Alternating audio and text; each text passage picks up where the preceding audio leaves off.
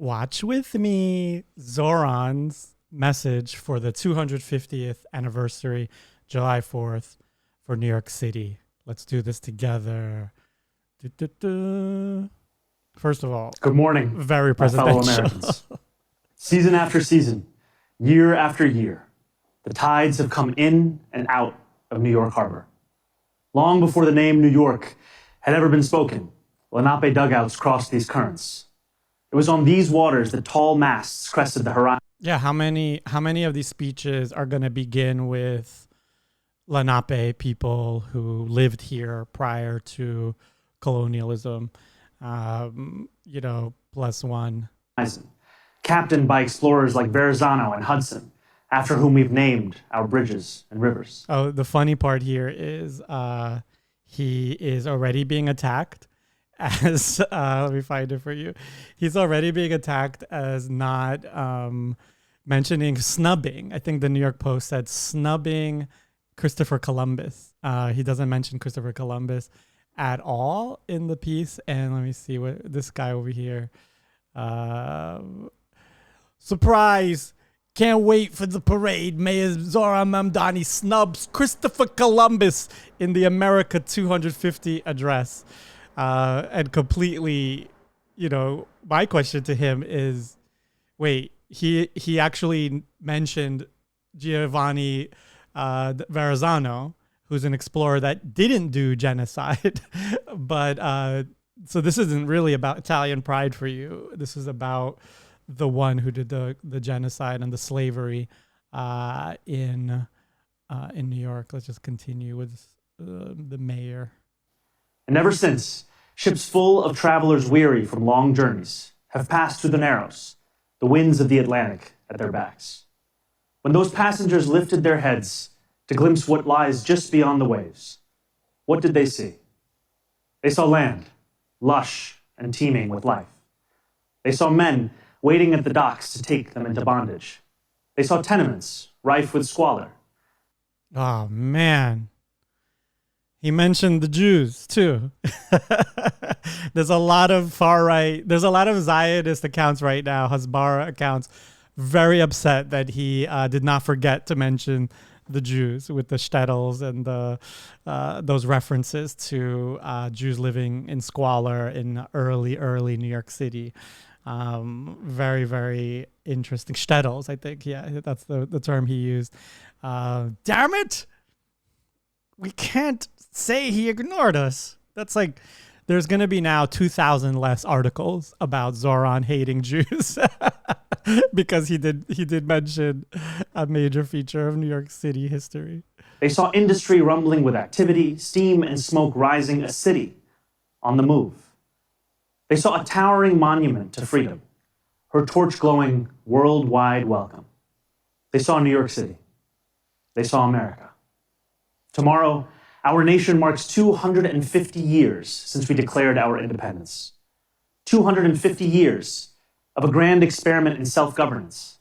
I love this. This is the way you're supposed to talk about this country, is that we haven't really achieved the promises of the Constitution or the Declaration of Independence, but we are certainly right now, like the death throes of attempting to, there's more to say about that later, but it's always good to mention that there was never a time in the U.S. where we achieved the liberty for everyone, and that we can still celebrate the U.S. for the people in it who are trying to realize its promise that has not yet been realized. So very good.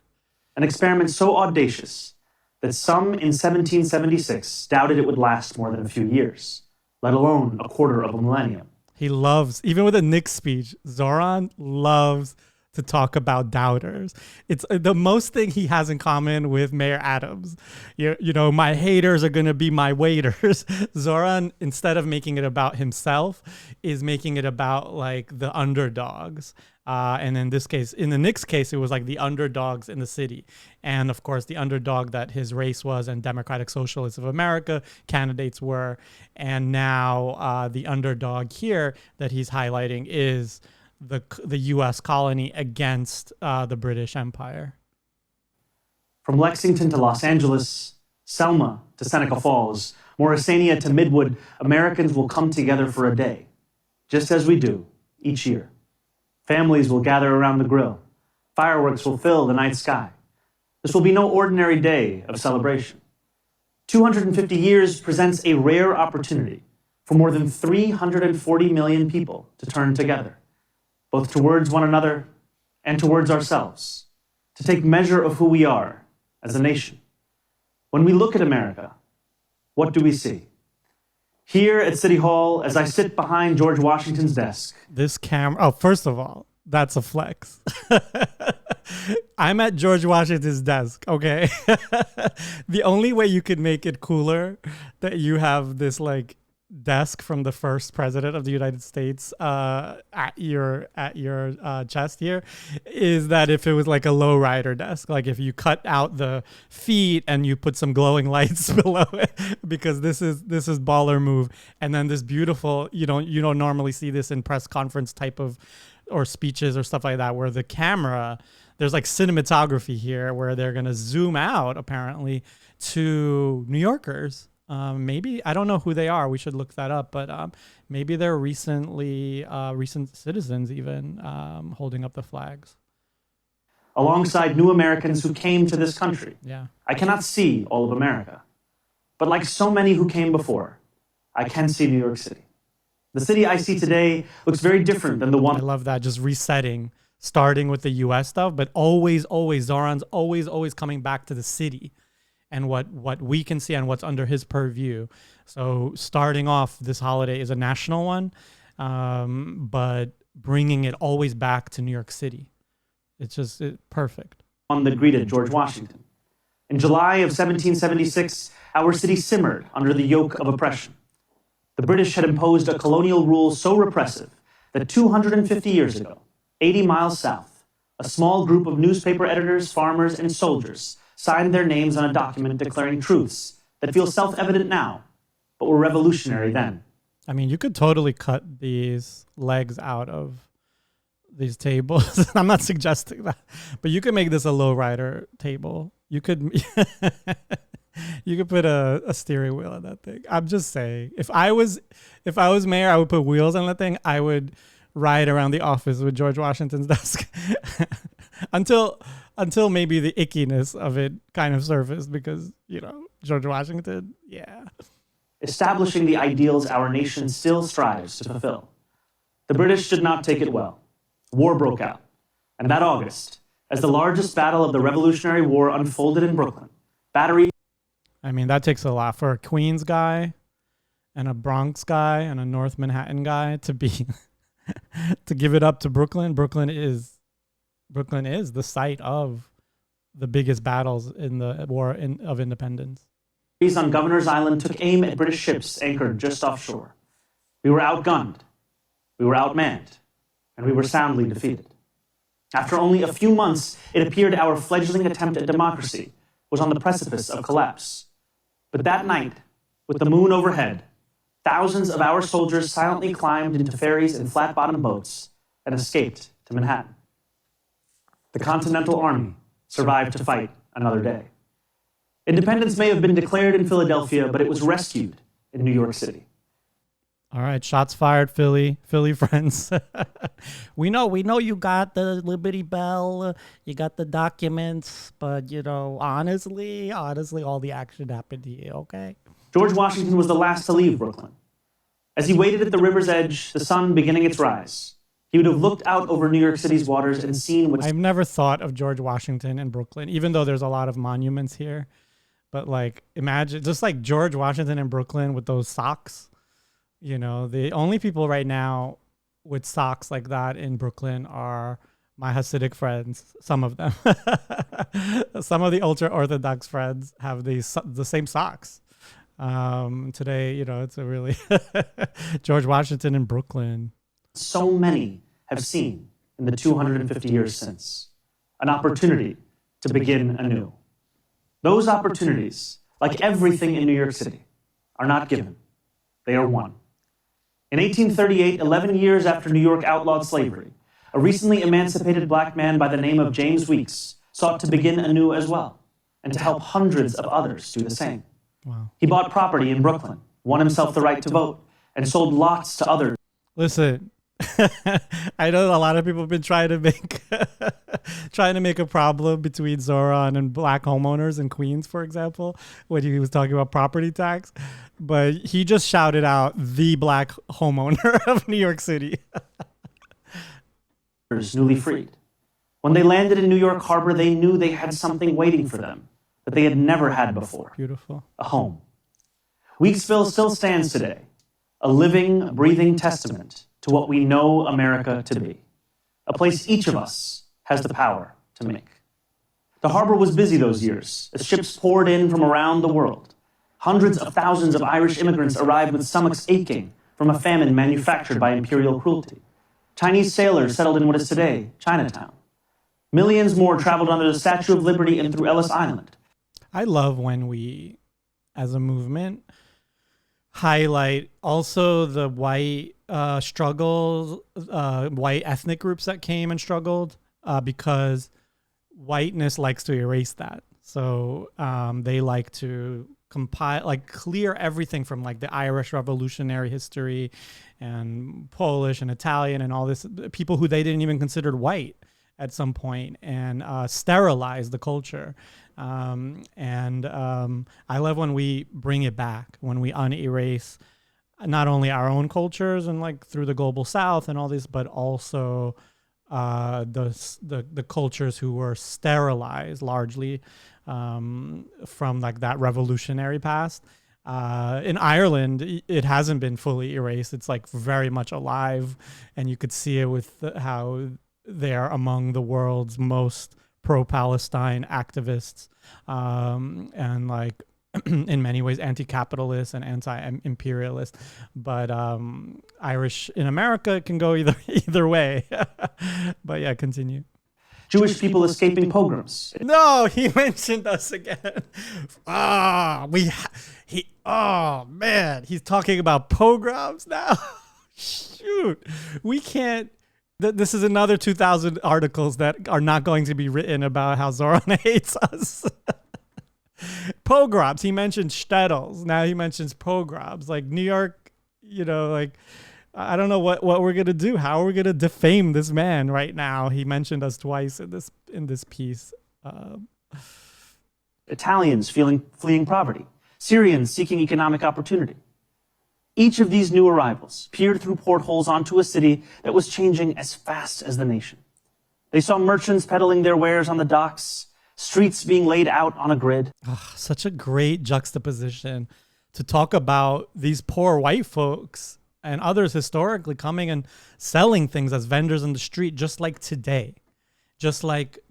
And how you're seeing police and ICE and all of these people vilify them, and even within our own city council with Vernikov and others who are very much like pretty racist against immigrants that sell things on the street, south at a subway. And prior to Zohran, you saw a lot of enforcement against that and a lot of violent takedowns of abuelas selling things on the subway or outside, things like that. But drawing the parallel between historical, sales, street sellers and vendors is really beautiful here.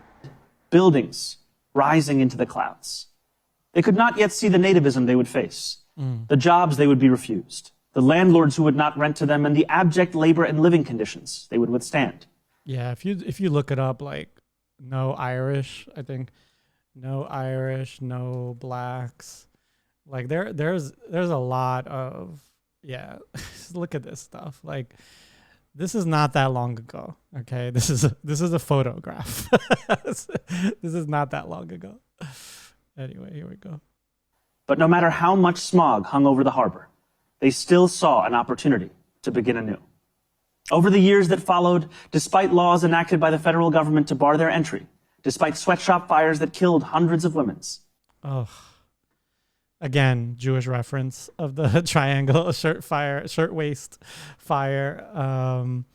We're doomed. This man doesn't hate us. We're gonna have to figure out as Jews other ways to smear this man.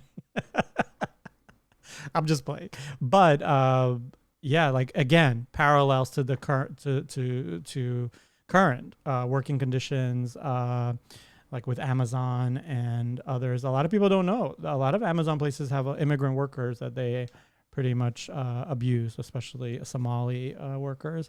And also, yeah, there's so much here. What did he say earlier before that? Let me see. Federal government to bar their entry, despite barring their entry, immigrant entry. Yeah, he's basically using our independence to celebrate the dream of America that he's obviously proud and happy to be part of, and using it to show us that we're at another front and another challenge, another great challenge against our personal liberty. Sweatshop fires that killed hundreds of women, despite riots aimed at their very existence. Immigrants made homes here in New York. Did you say hundreds of women's? wait, bro. Wait, why did you do that? Bar their entry, despite sweatshop fires that killed hundreds of women. Despite riots aimed at their very existence. Immigrants made homes here in New York City, and they helped to make New York City. Beautiful. That legacy of every generation of Americans insisting that the right to life, liberty, and the pursuit of happiness extends to them too, is no relic of the past. It carried millions of Black Americans. I love that these are people who just came and he's calling them Americans. Americans who demand to be treated like every American. North during the Great Migration. It drew hundreds of thousands of Puerto Ricans to New York City after the Second World War. It invited countless others from the West Indies and South Asia and West Africa and across the world. And it is what brought my family to the city when I was 7 years old. My family did not arrive by boat, although we saw the Statue of Liberty from the window of the plane. Clearly, this was the third plane that was going to hit the towers. His family was flying it into the towers at the point when he was 8 years old. And I think he was trained as a pilot. I think that's how, I think that's what he's trying to say. No, beautiful story. I was actually naturalized at 8. So, I was 8 years old. I was a little 8-year-old when I became an American citizen. Yeah, let's see what continues. Even from the air, we could make out the promise of America. The promise of the beautiful patriotic work of rendering America, year after year, a little more faithful to its founding. Oof, rendering America. Who wrote this? I love this. Rendering America. Rendering is like if you have a story, if you have a plan, or even if you're like if you're like a 3D designer, you draw something first, and then when you render it, it becomes three-dimensional. So he's again doubling down. That sounds funny. Doubling down on the idea that we're not there yet, but we have this beautiful plan. Ideals. There is a term so often used to describe our nation and those who have shaped it: American exceptionalism. American exceptionalism, the conventional wisdom tells us, makes our freedom a little more free, is how we dug the Erie Canal and irrigated. I mean, are her hands just gonna, like, how tired are she gonna be? Like, that's not easy. I've held a sign up behind the mayor at one point where every few minutes I had to shake it out. Like, I don't know, you got to give it to this queen over here and everyone there. I don't know how they're holding on to that. Wait, is she shaking yet? Let me see. Because this is not easy just to stand like this. American exceptionalism, the conventional wisdom tells us, she's a trooper. Makes our freedom a little more free, is how we dug the Erie Canal and irrigated the West, is why children in faraway lands grow up dreaming of one day moving here. And yet the irony is that the story of America has so often been written by those who were told by others with power and influence and wealth that they were anything but exceptional. For generation after generation, we have been told that when the world has sent... That's really clever, beautiful. How can America be exceptional if the people who built it, either by force or immigrants, are not exceptional? How can a nation be exceptional if you don't think its inhabitants are exceptional? An interesting take. Its people to our shores, it has not sent its best. It sent Puritans and Sikhs and Quakers and Muslims and Jewish people who Oh, get with the Jews. No. What are we going to do? I think they're going to be so desperate to find something here. The Hasbara, they're going to be so desperate. Ina Vernikov is going to be like, I think, I don't know. I think he twitches every time he says Jewish. I don't know. Please. Здравствуйте.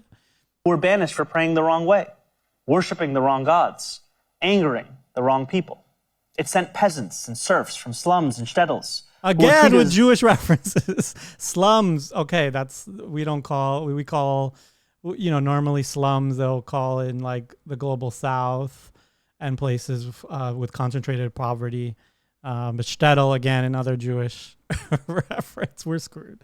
This guy is thinking about our people as an important part of New York City, and it's all over this speech. And I don't know. We're gonna have to. I'm gonna try to help predict how the ultra Zionists of my people are going to find something in this video while I do this. I have two missions here: watch this with you, enjoy it on my day off, or actually also predict how he's going to be smeared by some people in my community, unfortunately. Less because they hardly owned clothes, let alone land.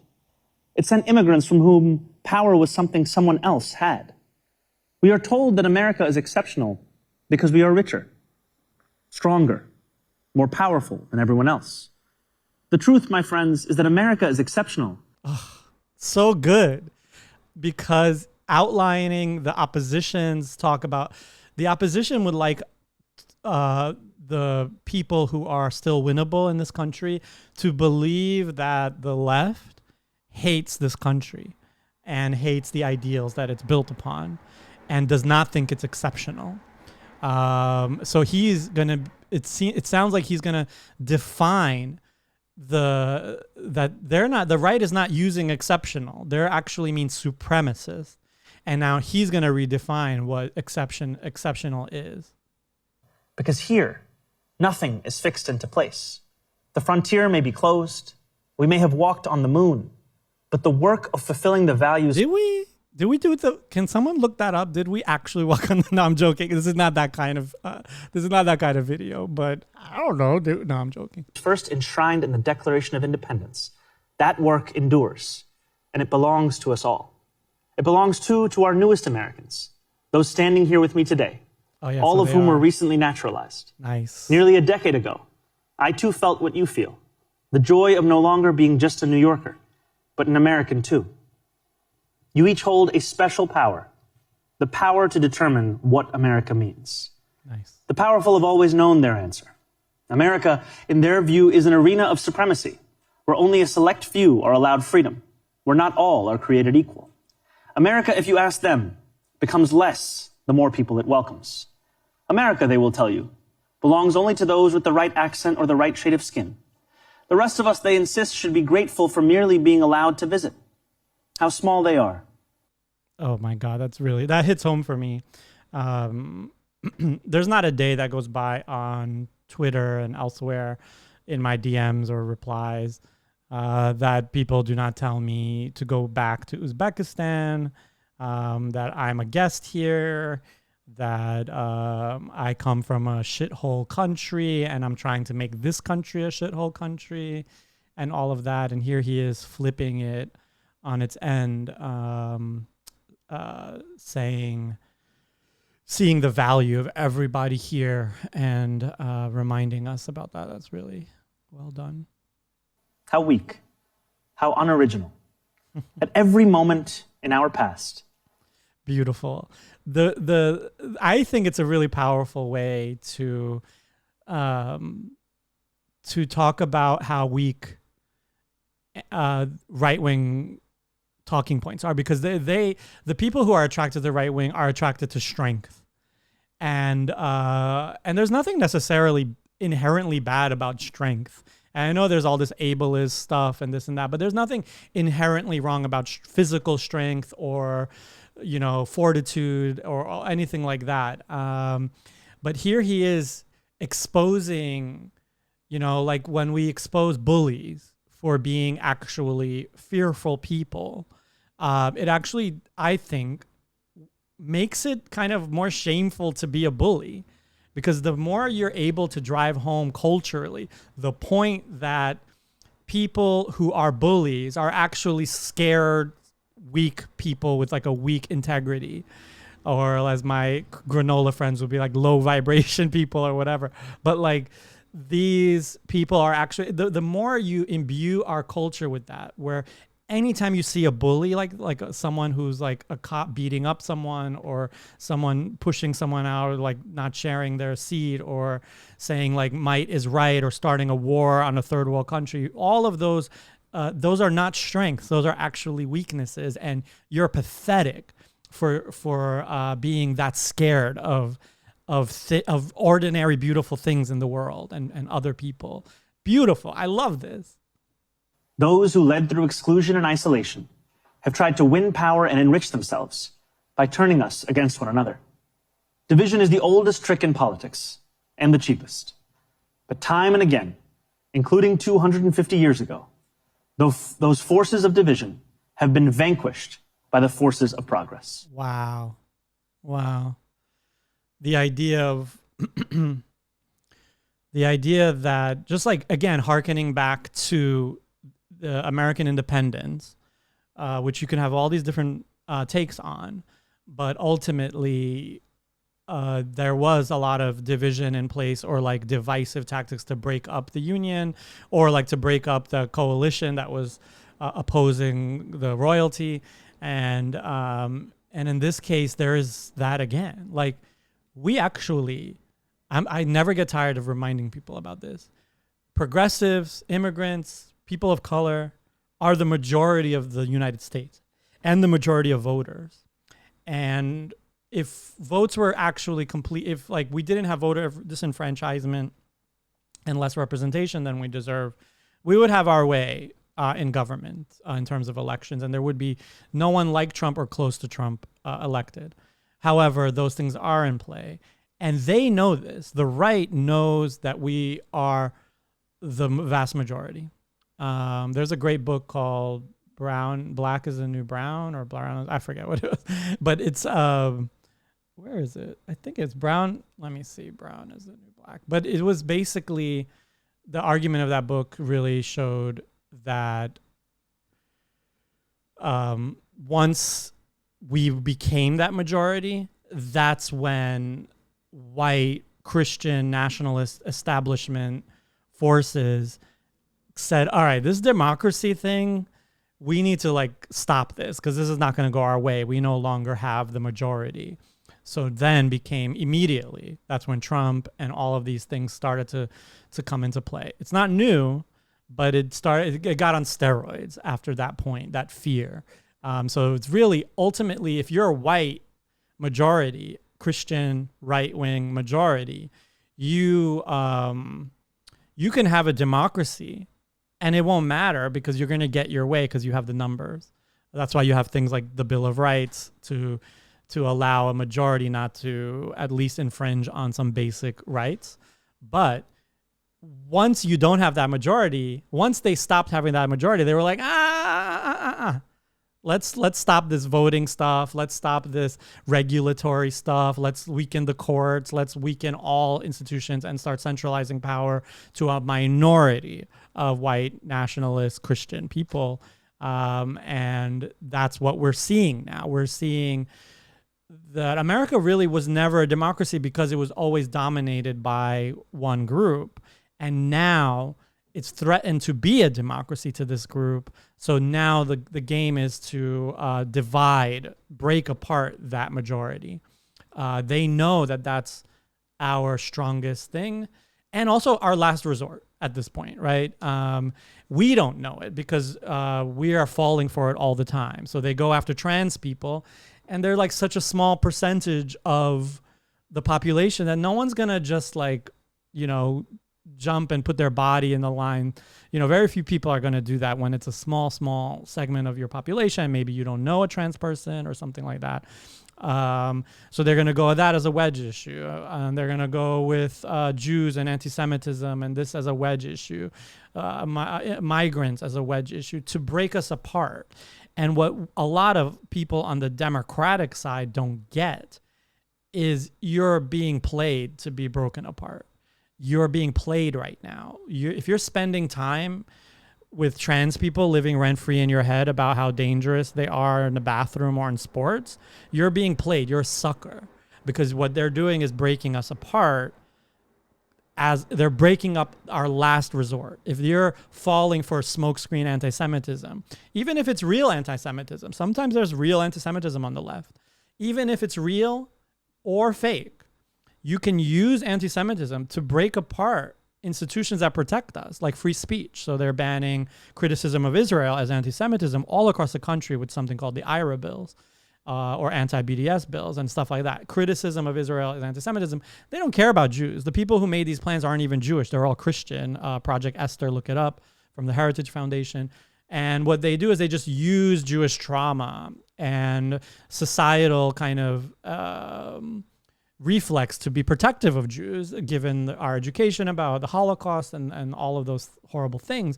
And to use that trauma to kind of create a smokescreen to disassemble our protection. So free speech, you see the buffer bills against protests in front of synagogues or houses of worship or schools or whatever, even if they're doing something illegal that's not religious, like a land sale. So yeah, they're using, and migrants too. Like they're very much using these things to break it apart. And Zohran here is doing the good work of like making and accessible, doing it in everyday language, of talking about the importance of this group, that we are this powerful group that they're trying to break apart. And we haven't spoken about why they're trying to break apart yet, but this to me, of this speech so far, is the most important thing to keep repeating in our work. But yeah, let's go. As Thomas Paine once wrote, this as Thomas Paine once wrote. Wait, I thought I heard this is Zohran, so he could quote rappers. I thought he was good. I thought he said, if House of Pain once wrote, jump around, jump up and get down. No, it's Thomas Paine. Okay, let's continue to listen. New world hath been the asylum for the persecuted lovers of civil and religious liberty. Hither have they fled. And yet today, those are bars. Those are like bars even better than House of Pain, Thomas Paine. Too many of our leaders do not believe in a vision of this nation as an asylum for the persecuted, but rather as one that persecutes those seeking asylum. As we mark 250 years, what do we see? We see a city of contradictions within a nation of contradictions. We see the wealthiest country in the history of the world. This is very... It's a less BS take. This is very similar to a Clinton speech where Bill Clinton once said, for everything wrong with America, it could be fixed with something right with America. You know what I mean? And a lot of right wingers like that talking point too, because they'll be like, yeah, we did slavery, but we also ended slavery, even though they are not the people who would end slavery today. They are the people who would be fighting to continue it, and today are continuing to resegregate. But it's a very interesting line, but it's interesting twist now to say it's these contradictions versus like this like Mickey Mouse version of like everything that's bad here we have the good things for, and that's just BS. To talk about these things as contradictions is really honest. One where children go to sleep hungry, while the world's first trillionaire hungers for more. Oh, that's Elon Musk. Yeah, drawing the contrast between hungry kids going to sleep and Elon Musk hungering for more money. He also hungers for more children. Speaking of children, wasn't Elon Musk on the Epstein files for like kind of like emailing Jeffrey Epstein and being like, I want to party, but I want to like party, not just like a regular party. I could go to any beach party, but I heard you do these other kind of parties. I think that was, he hungers for money and also children. We see monopolies that dominate every industry and oligarchs who buy elections. We see masked agents terrorizing our streets, eating food cooked by our undocumented neighbors before spiriting them away in unmarked vans. Literally happened. Zohran here citing something that must have stayed with him when he heard it. And that is ICE agents, goons, monsters who are inside a fast food, like a mom and pop like restaurant, Latino or South American, and then like eats, finishes their meal, and then raids the place that they're eating in. Also, I think there was one story, I'm not sure this one's true, I haven't verified this one, but like calling for order and then arresting delivery people. And there's also citizens doing stuff like this where they call roofers to like fix their roof. This is a real story. Fix their roof. And then they call ICE after they fix their roof all day in the hot summer heat or whatever. And then so they don't have to pay. And then ICE comes and takes workers away. This must have stuck with Zohran. But yeah, there's a little more background on what he's referencing there. We see a nation whose immense wealth has been built by those with calloused, dirt-streaked hands, those who toil on factory floors and chisel into stone. And we see a nation that has allowed so much of that wealth to be held instead in the soft hands of a precious few. Yes, we see America. Listen, Zoe, I have soft hands. I used to work in a warehouse. They were calloused. But I got soft hands now. I do some woodworking, but they're still pretty soft. So I don't know. But yeah, I get it. We get it. People who don't labor, taking advantage of the people who do, totally get it. Soft hands. What's up, soft hands? In a health insurance industry that exploits the sick. But that is not all we see when we look for America. We see it too in the nurse who works a double shift and then stops on her way home to check on an ailing neighbor. Yes, we see America in corporate landlords for whom negligence is a business model. We see it too in the father who tucks his children into bed beneath a ceiling stained with leaks, who wakes before dawn to go to work and still believes his country can do better by his family. Yes, we see America. These are like little movies.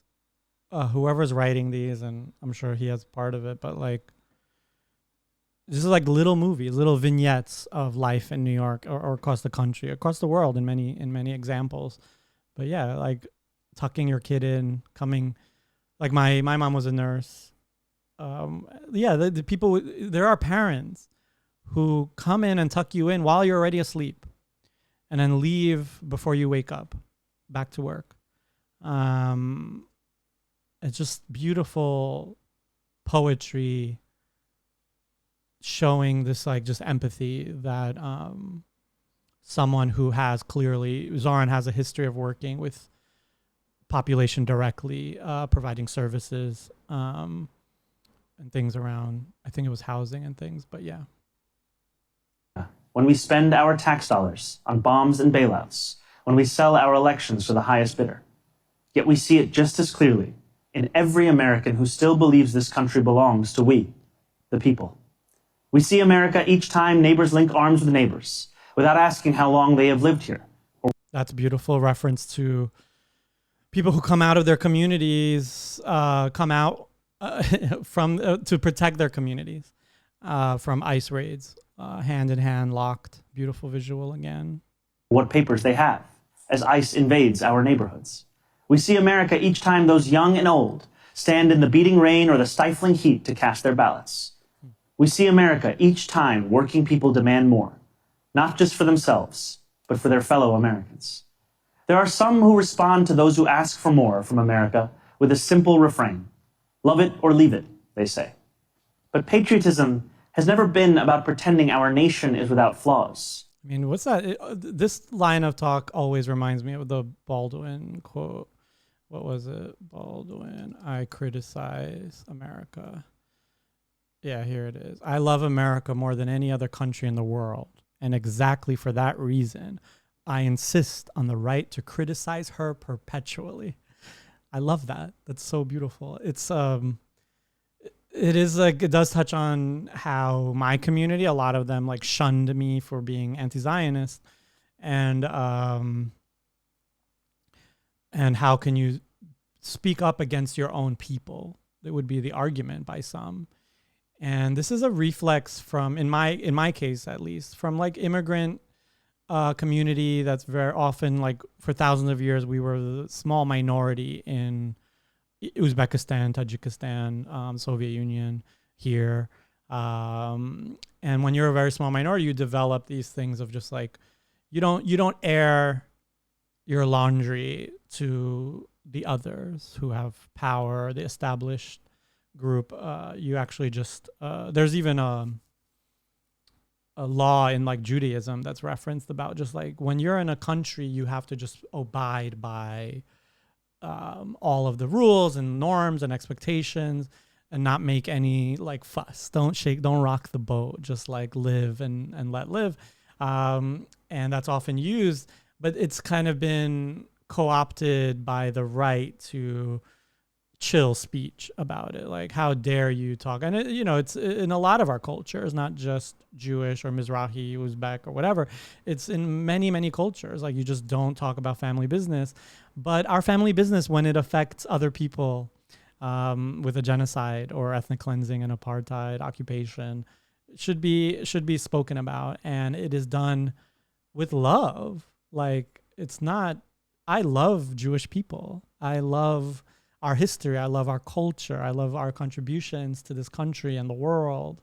And that's why people like us criticize, because we're the friend who tells you your zipper's open. We're the friend who will tell you there's like a thing coming out of your nose. We're a friend who will tell you, you know what, it might not be a good idea to have another drink before, or to drive, or not to call that cab before leaving the bar. We're that friend. And if you think it's good and that it means love to ignore that kind of perpetual criticism out of love, then you're not really anyone's friend, because you're going to nod your head like a lot of people are nodding their head. If you love Israel, you are right now nodding your head as they walk off a cliff. But yeah. Patriotism is every act of righteous dissent. It is every march led under the heavy sun. It is every protest held a decade before its time. It is precisely because every protest held a decade before its time. Dissect that, break that down. That's like, hey guys, you know that protest that has just a couple of people in front of a building? That's actually prophetic. One day that's going to be 10,000 people. Oftentimes these protests are harbingers of the future. So he's here saying that numbers aren't real sometimes. Sometimes people act in this out of love, and they're acting out of love. They're actually ahead of time. And I can't think of anything a better example than 2014. I'm with If Not Now, which just started. And it was just like, I don't know, a dozen maybe people in front of the building where we were just yelling at a building of a Jewish legacy institution that was supporting occupation. And we were doing prayers and stuff all of these things. I was new to If Not Now. It started. And then years later, when after October 7th,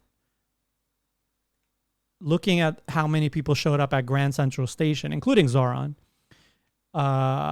was just, and those people in 2014 in front, and even JVP, who had started decades before, those people and the other like peace people and anti-war people who even further down the line had been, Women of the Wall, all of these groups, they're prophetic, and they're trying to warn us about the future. And right now there's voices that are prophetic about the things, and that's really, really a nice language.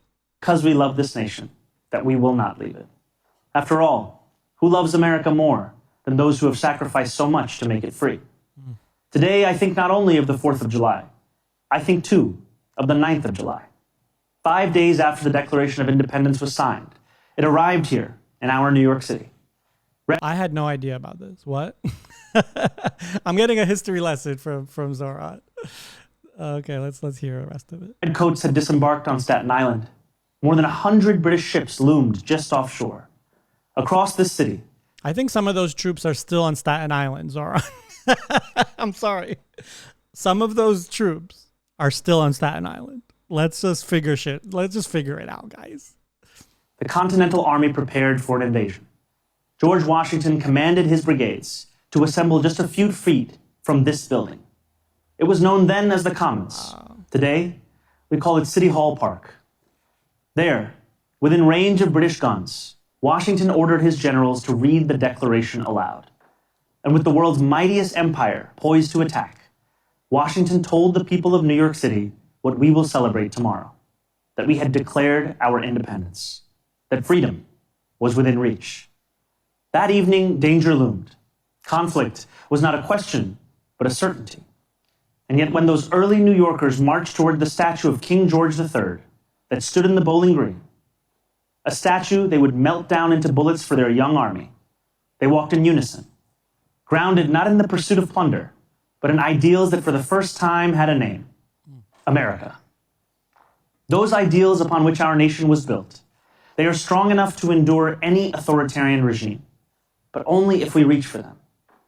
Ours is a nation working each day towards the perfection in which it was conceived, a nation striving each day to better itself. Therein lies the work of America, the striving, the bettering, the reaching towards perfection. What a privilege each of us has to live in a nation that every one of its inhabitants can shape. What a responsibility each of us possesses. Oh, this is so good. This is so good. Man, it makes you feel powerful. And when you feel that you cannot control what's happening out there, which a lot we cannot because we don't have a democracy that works. You can allow despair to freeze people, which it does, or make people think that nothing they'll do matters. But there's even studies of surveys, when you give people surveys, if you give them an exercise where they're powerful, it could be silly. It could be something like people are flying, like picture yourself flying around the city for 5 minutes and then take this survey. And the studies show that the people who did that empowering exercise, they filled out the survey more generously and more community driven and more trusting of their neighbor. And the people who didn't filled out surveys more pessimistic, more insular, more like guns, guards, gates, more right wing. So just like interesting and extremely powerful. And when you make a speech, extremely powerful to make people feel and know their power.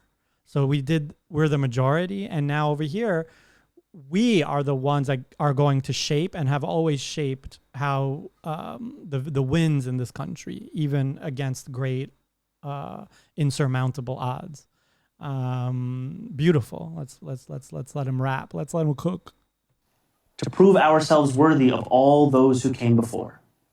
What power each of us holds to bring America ever closer to the greatness so many have seen when they looked upon these shores. The greatness that for 250 years has been America. Thank you. God bless America. God bless New York City. And happy 4th of July. That was so good. Anyway, no notes. I mean, that was incredible. I hope you enjoyed watching that with me. Generally, my takeaway here, the most important piece is showing the right and the forces that we are opposing as people who are looking backwards without even saying it. He didn't attack anyone here. He didn't go after anyone here. He didn't name Trump. He didn't name Republicans. He didn't say anything about anyone in particular. He flipped it and started talking about us and the people and like the version of a liberal future or left future, or not even beyond politics, even beyond left and right. Someone who is allergic to saying I'm left, I'm right, Democrat, whatever, can watch this. Even someone who's a conservative, even someone who's a Republican can watch this and pick up like, oh, wow, this guy is talking about the future and all the great potential that we have. And these other guys, for years, they've been talking about the past, pointing to a past that's like abstract. That what year did I just love everything? What year in this country was perfect for everyone and everyone flourished? None. You know, so like just talking about the potential and this, and then also saying that you have a role to play in what it looks like, that every American does. Beautiful, beautiful, beautiful. And this is, I think, kind of the reason why Zohran has this cross appeal with people. People in Queens who we lost to Trump, they were won back by Zohran in exit polls and things like that. People in communities that we lost to Trump, they reacted to Zohran's messaging in a way that was very powerful, and he won them back. And I think by continuing this way, this broader vision beyond left and right, but more about up and down, is extremely powerful. It's like such a great speech. Thank you for joining me and watching it together.